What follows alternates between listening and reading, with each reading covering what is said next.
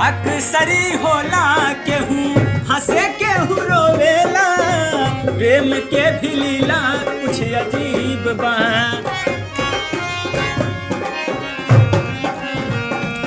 ओहो बेवफा भी कह दी कैसे मासूम यार के, दगाबाज यापन ही नसीब बा।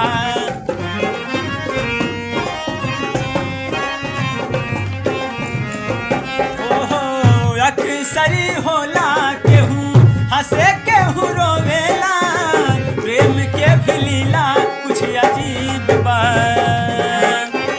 बेवफा भी कह दी कैसे मासूम यार के, दगाबाज यापन ही नसीब बा।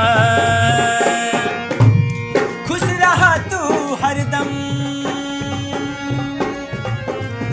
खुश रहा तू हरदम, दिल से यह बात हुआ।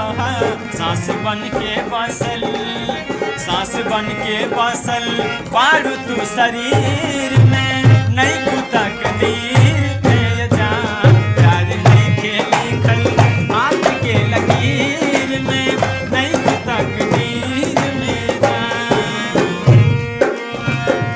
कौना देवता के गाढ़ल संवारल हूँ, हमरे खातिर जमी पे उतारल हूँ। कौना देवता के गाढ़ल संवारल हूँ, हमरे खातिर जमी पे उतारल हूँ। तोहर नारे जाना बारू अनमोल, बारू अनमोल ऐसन खजाना।